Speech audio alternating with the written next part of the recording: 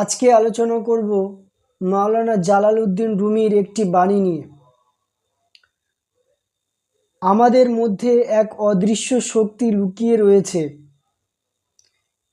এটা যখন দুটি বিপরীত বাসনা উপলব্ধি করে তখন তা শক্তিশালী হতে থাকে। যতক্ষণ না এটা বিপরীতমুখী বাসনা উপলব্ধি করছে ততক্ষণ পর্যন্ত এটা শক্তিশালী হবে না। আমাদের মধ্যে যে অদৃশ্য শক্তি রয়েছে, লুকিয়ে রয়েছে, সেটা শক্তিশালী তখন হবে যখন দুটি বিপরীতমুখী বাসনা উপলব্ধি করবে।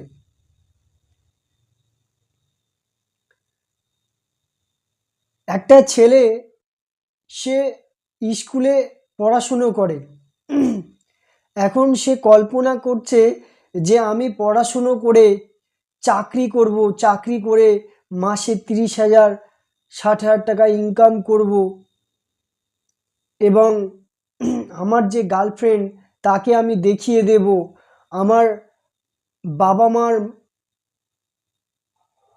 বলতে পারবে যে আমার ছেলে অমুক অফিসে কাজ করে, এত টাকা স্যালারি, সবাই সমাজ দেখবে, আমার গার্লফ্রেন্ডকে দেখিয়ে দেব যে আমি কত ইন্টেলিজেন্ট ছিলাম। সেই কারণে সে কল্পনা করছে যে আমি পড়াশুনো করে ফার্স্ট ডিভিশনে পাস করে আমি সবাইকে দেখিয়ে দেব যে আমি কত ইন্টেলিজেন্ট, আমি কত বুদ্ধিমান, আমি ফার্স্ট বয়, সমাজ আমাকে ফার্স্ট বয় বলবে। যখন সেই ছেলেটি এই মনোভাব নিয়ে সে পড়াশুনো করছে তখন তার একটা বাসনা হলো। কিন্তু যখন সে বিপরীত বাসনা উপলব্ধি করে, যখন সেই ছেলেটি যখন এটা বলে যে না, আমি সমাজকে দেখানোর জন্য পড়াশুনো করব না, আমি মোটা টাকা স্যালারি ইনকাম করার জন্য পড়াশুনো করব না, আমি কাউকে দেখানোর জন্য পড়াশুনো করব না, আমি পড়াশুনো করব, আমি আমার জ্ঞান অর্জন করার জন্য পড়াশুনো করব, আমি বিভিন্ন বই পড়ব, বই এই কারণে পড়ব যে আমি ডিগ্রি পেয়ে যাব, আমি ফার্স্ট ডিভিশন পেয়ে যাব ভালো করে পড়াশুনো করে। এরকম নয়, আমি পড়াশুনো করব জ্ঞান অর্জন করার জন্য, যাতে আমার জীবনটা উন্নত করতে পারি, আমি এই পৃথিবীকে জানতে পারি, আমি বই পড়ে আমি নিজেকে জানতে পারি, আমার আল্লাহকে জানতে পারি, আমার ঈশ্বরকে জানতে পারি, আমি কে, আমি কেন পৃথিবীতে এসেছি, আমার জীবনের উদ্দেশ্য কি, আমি পড়াশুনো করে আমি জানতে চাই।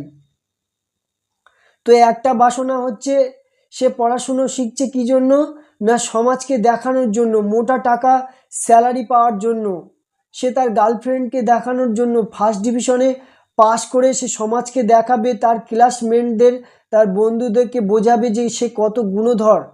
তো একটা বাসনা হলো সে দেখাতে চায়, সে অন্যকে ইমপ্রেস করতে চায়, তাই সে পড়াশুনো করতে চায়।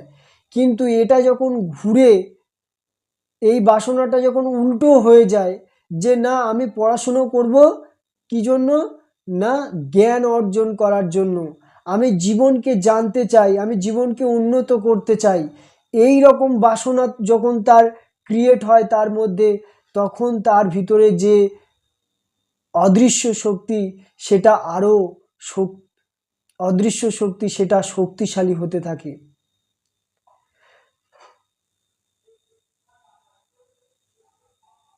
তো একটা বাসনা কি, না অন্যকে ইমপ্রেস করার জন্য সে করছে, কিন্তু একটা বাসনা কি, না সে কাউকে ইমপ্রেস করার জন্য নয়, সে নিজেকে জ্ঞান অর্জন করার জন্য। তো যখন বিপরীত বাসনা ক্রিয়েট হয় তখন তার মধ্যে যে অদৃশ্য শক্তি সেটা শক্তিশালী হতে থাকে। একটা ছেলে যখন বা কোনো একটা ব্যক্তি যখন টিভি দেখে, সে যখন এই বাসনা নিয়ে টিভি দেখে যে আমার ভালো লাগছে না, আমার একাকিত্ব, আমার টাইম পাস হচ্ছে না, আমি তাই টিভি দেখব, আমি মুভি দেখব, দেখে আমার আনন্দ পাবো, আমি সুখ পাবো, আমার সময়টা কেটে যাবে।